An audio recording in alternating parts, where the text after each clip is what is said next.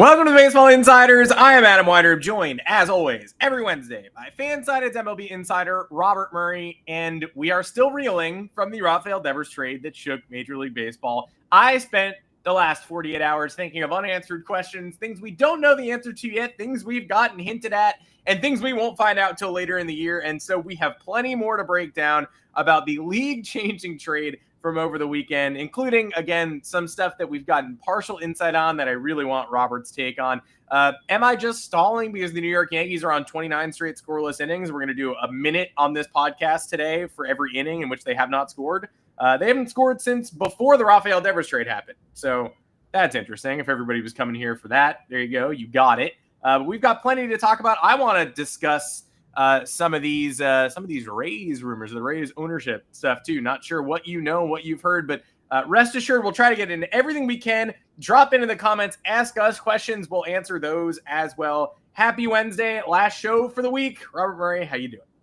I'm good. It's hump day, which is always a good thing. I have a canker sore on my tongue, and I put something on it before the show, and my mouth is numb. So this shall be a very interesting show.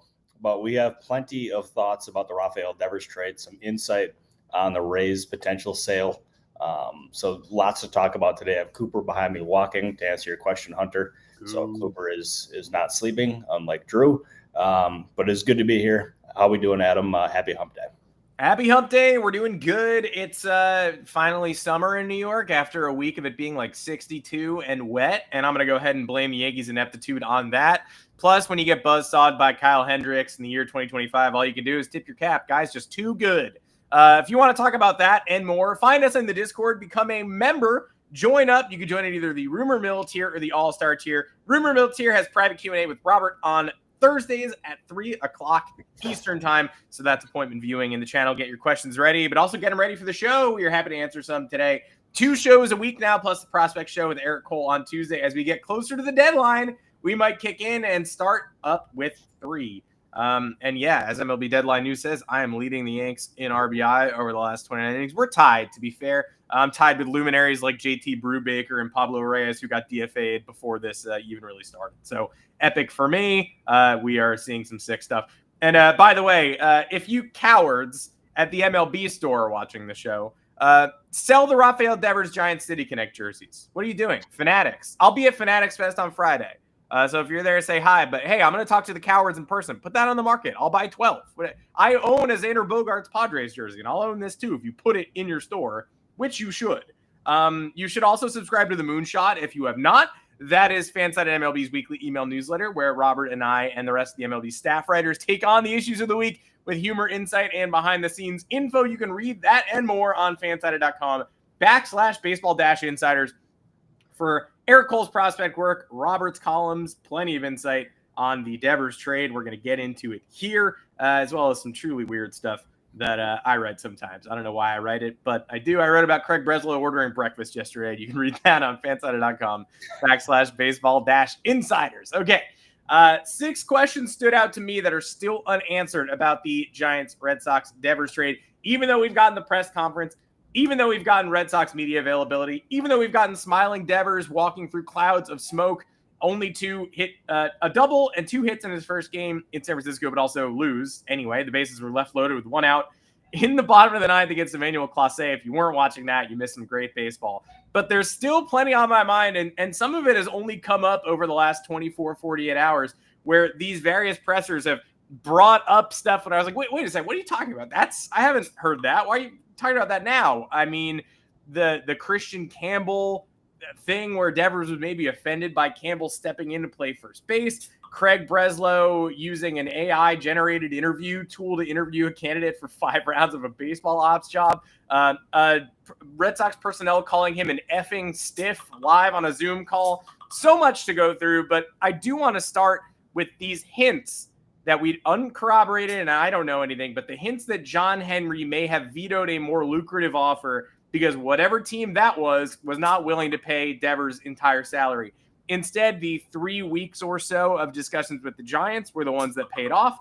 So first unanswered question to you, is there any reason to believe that that is accurate? And if there was a better offer, how far along did it get before, was it simply here's the offer, pay more salary, no, and then we move on? Or how far did we go? I have not heard anything about a better offer for Devers that John Henry ended up vetoing or turning down or not letting that front office do. So I would be pretty surprised if that was the case. That being said, it is possible. You never know. But in this case, that's something that I have not heard. But in getting the reactions from people around baseball, there was a lot of surprise in just how well Boston did in this deal, because there's many folks, whether it's executives or scouts, who view that deal as very likely to age poorly in terms of Devers' contract. It's $313.5 million. And he signed for 10 seasons. He's got about 8 years left on the deal, and they just don't think it'll age very well. And the fact that they were able to get a guy like Kyle Harrison, who's got frontline starter potential. You got Jordan Hicks. I mean, I don't necessarily know what you're going to get there from him, considering his struggles, and he's bounced between the rotation and the bullpen, but it seems like he's destined for the bullpen. James Tibbs, I've heard varying opinions on necessarily what the league views him like. So I don't think he's like a slam dunk by any means, but a lot of people around baseball were surprised they were able to get that much. So considering all of that, I'd be pretty surprised if the Red Sox had a better offer on the table from another team. And it's also another part of that report is that it was the reason that they apparently vetoed that trade or didn't go through with any potential trade with another team is they were not willing to take on the entire contract. And Sam Kennedy and Craig Breslow both said that was not a mandate from ownership there. Like they thought it was the time to move on from Devers, that they reached the breaking point in doing so. But it was not like a mandate to get rid of the full salary. The fact that the Giants did that was big, and also the return that they were able to get really put it over the edge. My second question, probably the standout quote from the press conference, obviously a lot of Breslow sort of covering it and saying, could I have handled it better? Sure, but would things have been different if I had? Who knows? He did go as far as to say that there is a chance the Red Sox are better this year without Devers. And at the end of the year, we look up and the record is better. So thoughts on that statement? So far, 1-1 for the Red Sox in the post-Devers era, a close win where Lucas Giolito was dominant, and a blowout loss. Hard to draw any conclusions from those. I'm sort of on the record as the Red Sox might be good without Devers. They might make the playoffs without Devers. They're going to be worse than they would be with Devers in that lineup pretty much no matter what, pending a massive anomaly. And even if they're great, I would still say, okay, well, if Devers was there, you could tack on another 2-3 wins. They'd be better. But thoughts on that, and I guess adding to it, if the answer is no, they won't be better, do you still think they're a playoff team? I remember seeing I was watching the press conference, and the exact quote was, I do think there's a real chance that at the end of the season, we're looking back and we've won more games than we would have won otherwise. There's no real way to quantify that. I was really kind of caught off guard by that, because how do you necessarily prove that? That's why he said it, because we'll never ever know. He's like, all right, I'll just say this crazy thing, and then you can't prove me right or wrong. No, that's exactly it. And you look at this trade, and it's really hard for me to understand how they got better this season, because you traded a top 10 to 15 hitter in baseball, and you got back Hicks, who's on the injured list, Kyle Harrison, who's now in AAA, although I mean, we'll get to him later on. Mm-hmm. James Tibbs, as I said, he's very talented, but the opinions around him are mixed around the league. And then Jose Bayo, who is 20 and has not played over rookie ball in the minor league. So a lot of those guys are far away. And then Harrison's been up and down throughout his career. There's plenty of talent there. And the Red Sox have identified different things with him that they think can make him better. But this is a long-term move for them. It's adding pieces that they think can help them in the rotation or even the bullpen for this season. But then you also have Tibbs and Bayo, who can end up factoring in down the line. And Harrison signed long-term as well for a cheap amount. Hicks, it's a pretty bad contract at this point. So hello, Cooper. But I have no idea how Breslow or anyone with the Red Sox could possibly think that they got better from this trade, at least in the moment. Because we already saw Devers' impact yesterday with the Giants when he had the RBI double in the triples alley there. And I mean, he just smoked the ball. He was taking confident swings, and I know he struck out a couple of times, but still, you watch him and you just can see he's just an elite talent. And the Giants got a lot better, but the Red Sox did not get better for this year, at least. Yeah, well, Craig, again, unprovable reality. Like, you can tell us, like, you're not going to believe me, but I bet, yeah, I'm going to be more handsome at the end of the year than I would have been if I still had Devers. And it's like, all right, I have literally no way to prove that, but I do appreciate the commentary. A lot of people were surprised this did not wait until the trade deadline, but I did see some Boston people who were surprised this didn't happen even earlier in March when the fracture first went public. So in terms of timeline, I guess we'll never know when things finally pass the breaking point. There's also been mixed reporting on whether he asked for a trade or didn't. I saw Julian McWilliams say he did. I saw most other people say they agree that he was communing with his team and deciding like he'd be good with a trade, but didn't formally request one. Either way, the timing of this surprised everybody. But what surprised you more? That they didn't wait another month or that it didn't happen 3 months ago? I'm more surprised that they didn't wait another month. I mean, I can understand the point, or I can understand why people wondered why they didn't trade him in spring training. But at that point, I think there was optimism from both sides that they would be able to overcome it and be in a better place with their relationship. But over the past 3 months, it became pretty clear that there was no real coming back. And I remember when I got the initial phone call, like I genuinely thought it was a joke or it was just really bad information. And then all of a sudden I check one place and it's confirmed, another place is confirmed, another place is confirmed. And I'm like, holy shit, like this is the Luka trade of Major League Baseball. And it's happening in what was it, June 15th was that? So trades of that magnitude never really happen in baseball this early before the trade deadline. And I was stunned by it. Everyone around baseball was stunned by it because I spent the other night, I was going through all my text messages from that because I still had plenty of them that were unread that I just could not get to in the moment because my phone stopped working. And everyone was asking, is this real? Holy shit, we've never seen anything like this in baseball before.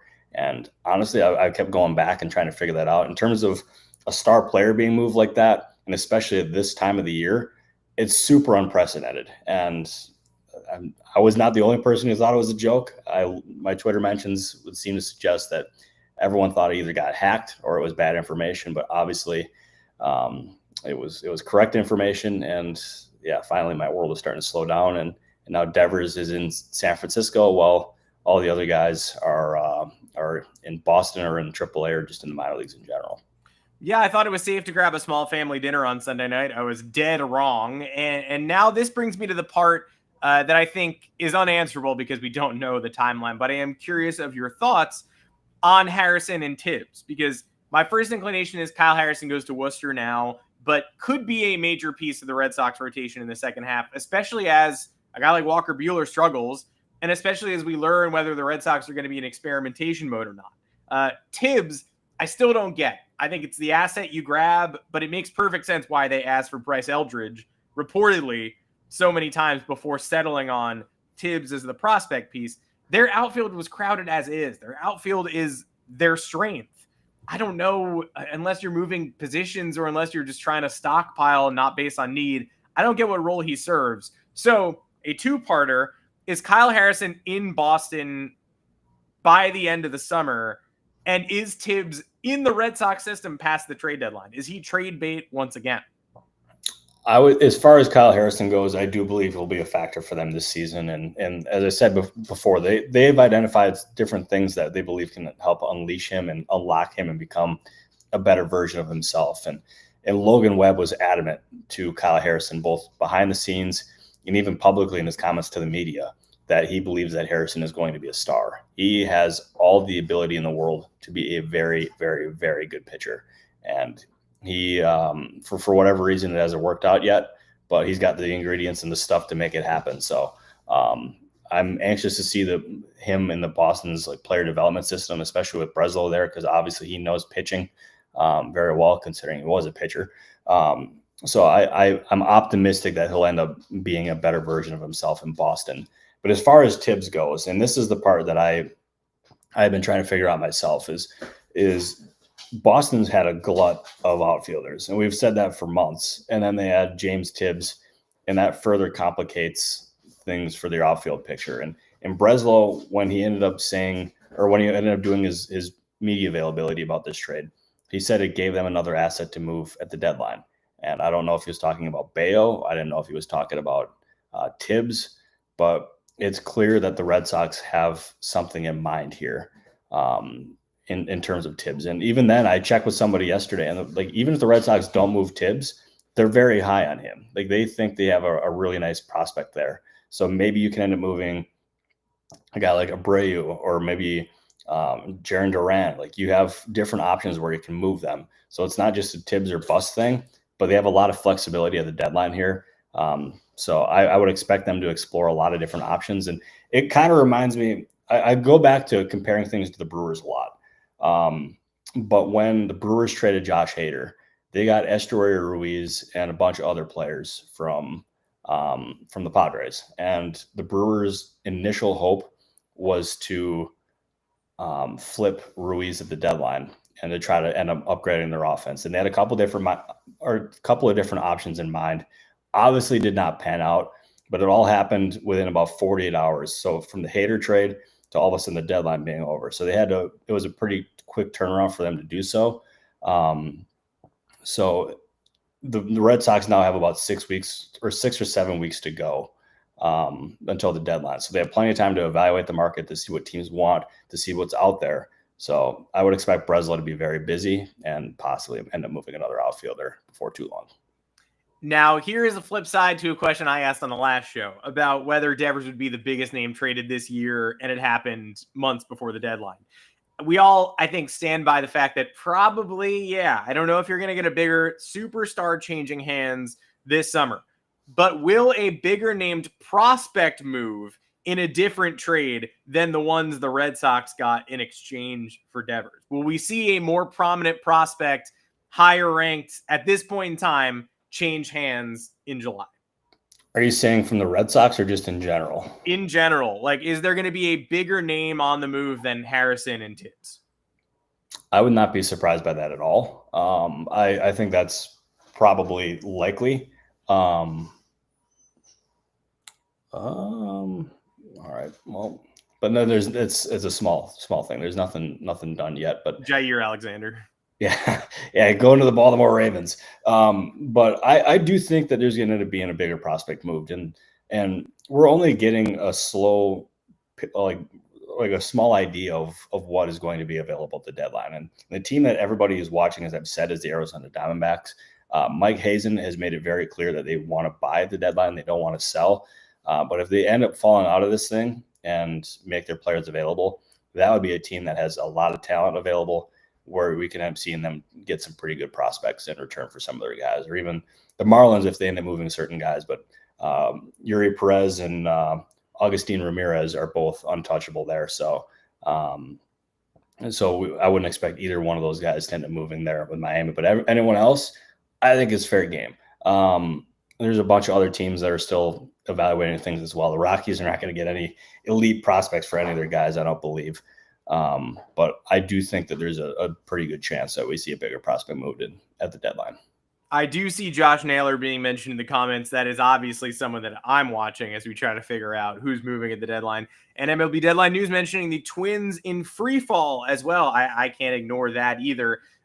Just going from massive winning streak directly into Pablo Lopez injury, directly into toilet swirl water in the standings, was not really necessarily on my radar, though. I'm not sure how much of a believer in the Twins I was when they were at their hottest, and now they're at their coldest. So yeah, go ahead and maybe plunder that bullpen. Not sure if they're going to be able to pull off the kind of prospect heist that we're talking about here, but agree that the Twins are probably a team that is going to be a deadline seller. And then also, what do you think of the Nationals too? They're in a free fall as well. I mean, I can't remember who it was before that was like, hey, maybe they can end up moving Mackenzie Gore. I have not heard of that, but it's not a terrible idea. I mean, we've seen teams entertain the idea in the past, but I mean, I wouldn't think it's very likely, but I would imagine phone calls will be made there for sure. But the Nationals are a very, very, very interesting team to watch, especially after that Ken Rosenthal piece where he ended up ripping the Nationals front office. I think that's got to be in the mind of that front office as well. Yeah, not sure what to make of the Nationals, in all honesty. We were just victory lapping them for the Soto trade a couple of weeks ago, it felt like. And now all of a sudden, I mean, those pieces are still great, but I don't particularly understand what the rest of the picture does. No, me neither. I don't know. It's fast. I have no idea how that's going to ultimately end up playing itself out, but those are some very interesting teams to watch, to say the least. One final question about the Red Sox and the way that they're operating, because I hinted at it earlier in the show that we're obviously getting the double smear, the rare double smear. You know, people on the Red Sox side of things, David Ortiz saying Devers should have done a better job dealing with this and not turn it into a big issue. And sometimes you got to be a man, or whatever he said. Pedro Martinez said anybody smearing Devers is lying, which is interesting. The Red Sox leaked that thing about Christian Campbell asking to play first base and it offending Devers. Alex Cora says maybe that's not true. And then all of these anti-Breslow leaks are dropping too. The "you effing stiff" thing, the AI interview thing, and obviously the way the Devers thing played out was public, so you don't need to leak that. We all saw that. He claims he wanted a permanent move to first if they were going to move him. Obviously, the team wasn't willing to commit to that. And here we are. He's wearing the Giant City Connects, which the cowards at Fanatics, again, will still not put on sale. So my question is, we're getting all this anti-Breslow leakage.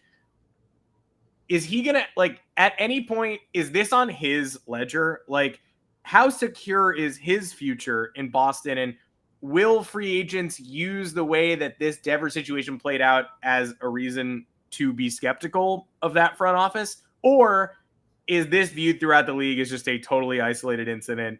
This got to an untenable breaking point. Both sides had to do what was best for each other. I think Breslow is safe. And if I'm the Red Sox and I'm ownership there, I do not let somebody make this magnitude of a trade, because this was a massive trade, unless I have 100% confidence in them and their abilities. So I would interpret this as a sign that Breslow is safe, that he's on good standing there. But it is clear that from all these leaks, and I absolutely believe them, because June Lee is very plugged in and he's one of the best at what he does. He's got a lot of growing up to do in that position. And the human element is clearly lost, because if you're having a candidate do 5 rounds of AI interviews, like, that's genuinely crazy. That should not happen. And you hear from different teams, like you hear about the Dodgers, you hear about the Padres, you hear about all these really elite franchises, and even the Giants now. They are praised for their people ability and just how well they treat people, and just overall, like, how they run their operations there. And the fact that the Red Sox are getting just absolutely crushed is deserved, because with all of these reports coming out, and I'm sure there's more, they got to look themselves in the mirror and become a better operation, because there's a reason why the Red Sox are just stuck in neutral at this point, because it seems like their leaders, at least as far as Breslow goes, they're far from perfect at this point. Yeah. I do feel like I need to confess that the last 38 episodes of this podcast, you've been talking to an AI bot as well. I'm actually not a co-host. I am an AI program. So hate to break that news here, but important to say out loud. And I feel like we all have to get our confessions out this time of year. Okay, gonna get to a few of your questions too before we sign off. Those are the lingerers on the Devers thing, and more to come, I'm sure. I wanted to see the Giants walk off his debut yesterday, but they came close, and I guess that's all that matters. I want to go to you on the Rays, because I think that's the biggest burning question that people have at this point in time, because just before the show, it kind of broke that there was some form of a potential sale, and the Rays just issued a statement. Mark Feinsand tweeted this. The Tampa Bay Rays announced that the team has recently commenced exclusive discussions with a group led by Patrick Zalupski, Bill Cosgrove, Ken Babby, and prominent Tampa Bay investors concerning a possible sale of the team. Neither the Rays nor the group will have further comment during the discussions. So we're probably not going to hear anything more from the Rays side, but curious if you've heard how far along this is. And I think most importantly, the Rays don't have a stadium. The Rays don't necessarily have a home in Tampa. This, to me, the door was open for Orlando, for Nashville, for Charlotte, and Vegas to get a second team. No.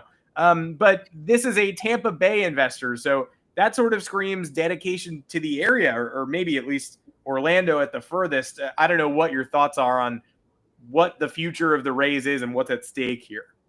Yeah, I cannot say I had heard this coming into the day, but after doing some research on it, it is obviously it's legit. But I will caution that the Rays have had talks for years now about a potential sale, and they have come close. I don't know if they've gotten this far along, but they've come close, but it's fallen apart. And for whatever reasons, it's had that happen. So the fact that they're in an exclusive negotiating window, like that's a big deal. But that being said, it is far from a done deal. It is not done yet, and there's a lot of complications that can come from something like this because this is a major deal. But the fact that the Rays can go for 1.7 million, I believe that's probably, or 1.7 billion, not million. But that's a similar price that I would expect the Twins to go for when they're eventually sold. But it's a huge deal for the Rays if they end up getting this thing done, and hopefully whoever ends up buying them, or well, in this case, Patrick Zol, how do you pronounce that? Oh, it's a great question. I just freelanced and pronounce it Zalupski. I'll say it's Zapolsky. Mm-hmm. That's what I'm going with. I like Ken Babby because it's so close to Ken Baby, but it's not. So shout out to you, Ken Babby. Yeah, no. So hopefully those guys invest more than Sternberg did in Tampa, because that team, they've been on the cutting edge of just analytics and just everything for a long time. And if they can actually invest meaningful dollars into that franchise, that'd be a really cool thing. Yeah, Rays acumen with that financial backing behind it. It's a scary business for the rest of the American League East and the American League, especially given what the Rays have done this year with a shoestring budget, relatively speaking. Okay, got a couple of questions I want to touch on as well. A lot of good chatter, and we thank everyone in the chat. They want to, Brandon Lee wants to ask about the Jays at the deadline, and I do find them interesting. And I wonder if you're hearing anything there. Another dramatic win that sent the Diamondbacks maybe one step closer to selling last night. Addison Barger goes yard because that's just what he does. He looks kind of like a young Josh Donaldson. But I don't know if you think that was a team that the rest of the league was looking at as a potential seller as recently as like a month and a half ago. You're seeing Bo Bichette sent to the Tigers and Mox, and now I don't think the Blue Jays can justify that. So what are they looking for if they are buying? I firmly expect them to buy. And I mean, they're at this point, they're 39 and 33. They're only 3 games back in that division. So they're firmly in this thing. So I would expect, unless this thing goes into a total free fall, they'll be aggressive on the market. They'll try to upgrade things, because now you have they're in a different position than they were even 6 months ago, because they have Vlad Jr. signed long-term, and now they have Alejandro Kirk signed long-term. Bo Bichette's still a question mark, obviously. But if you're not sure that you're going to be able to retain Bo Bichette in the offseason, now to me, this is a time where you go and make a big move, because the American League is wide open for the taking there. Because, I mean, the Yankees are obviously very good. But they're good. But they're not very good. Well, their offense stinks. we can confidently say that much. Their offense stinks. Although they were barreling up balls on Monday and couldn't get one out of the yard. Judge, Goldschmidt, Grisham in the extras, Bellinger to right. Andrew McCutchen, get on that. Let me know why the ball's dragging. I'm going to need to hear from you. Yeah, and then, I mean, the team that I'm watching, I think, is the favorite at this point to represent the American League in the World Series is the Detroit Tigers, and they're very good. But other than that, to me, there's no real like elite team in the American League. So the Blue Jays should absolutely go for it. I would agree.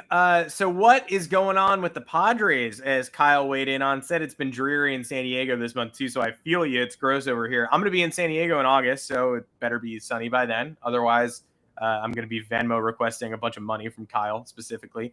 But we've long thought of the Padres as a hybrid operation at this deadline, where you might see a big name pitcher go. You're definitely going to see reinforcements come in. Has your feeling on that changed at all over the last couple of weeks as they've struggled a bit?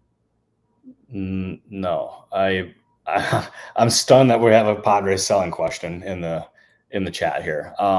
I would be really surprised if they sold. I don't see that happening. Like, if they end up like free falling, I mean, maybe that becomes a consideration here, but selling is not in Preller's DNA. And as of this point, I'd be surprised if they sold, especially a guy like Dylan Cease or even Michael King. Things can change, but I do not anticipate that happening. Remain patient, Kyle, because baseball is a lot of ups and downs. And yeah, this is a rough time. So don't sweat it too much. And before we close, any Cubs news other than Pete Crow Armstrong maybe winning the MVP in the span of one inning on defense and offense last night? No Cubs news, but PCA is awesome. And we even saw Craig Counsell say he's playing the best center field he's personally ever seen. So that's very high praise. I was around Counsell for a few years, and you don't typically hear him talk like that. So PCA deserves all the accolades and credit here. And he honestly should be in the MVP conversation because he's been that good. I want to see more of him. Apparently he's not going to be in the home run derby, which is fine, but that makes me worry that the home run derby is going to become like the dunk contest, and we're going to have, I don't know, Brooks Lee and Willie Castro in there this year. It feels like the equivalent of what the NBA does. Sean Murphy hanging out in the home run derby. Anything else in your notebook, Robert, before we finish this one off? Nope, I've got nothing new in the notebook at this point. We're slow and steady. Hopefully can have some things go across the hopper here in a little bit, but nothing new to report other than JT Brubaker being activated by the Yankees. We all can't wait over here in New York to see the Brewmeister in action. Hopefully he gets in. Hopefully there's a blowout Yankees victory tonight, so Brubaker can cruise through the 7th, 8th, and 9th. Wouldn't that be wonderful? Because as I've learned the last couple of nights, the Yankees cannot win via the opponent scoring negative runs. It's not possible. Thank you for joining us. We will see you again next week, Monday, here on the Baseball Insiders. But if you are a member of the Discord, which you should be, join up on the button below the video. Private Q&A with Robert tomorrow afternoon at 3 o'clock Eastern. That is appointment viewing, reading, questioning, asking, responding. You can also ping Robert and I and Eric Cole, the prospect guru, between shows. And I do now call him a prospect guru as often as I can, because I saw an AI summary of this podcast that said he is the prospect guru at Fansided. And I was like, wow, it literally just picked up on me saying that. So spread the word. I want to see that. I want to see more AI summaries of this show. And yeah, I love our robot overlords, and I hope to work for the Red Sox someday. For Fansided MLB Insider Robert Murray, we'll see you next week. Robert, another good show. No, very good show. We're buzzing. We're riding the high from the Rafael Devers scoop.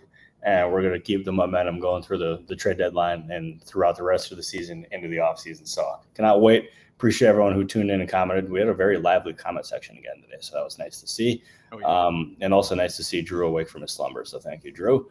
And Adam, see you on Monday. Everyone in the comments, I'll see you on Monday. We appreciate you and our lovely producer, Adam. I appreciate you too as well. Thank you. Yeah, we'll see everybody. And we're not going to, I promise the Devers won't be the featured image of Monday's show. Probably not, unless he gets traded again. Then we'll probably run it back. But in the meantime, we'll see everybody on Monday right back here. Turn on your notifications so you know when we're going live. Until then, take care, everybody. Thank you, everybody.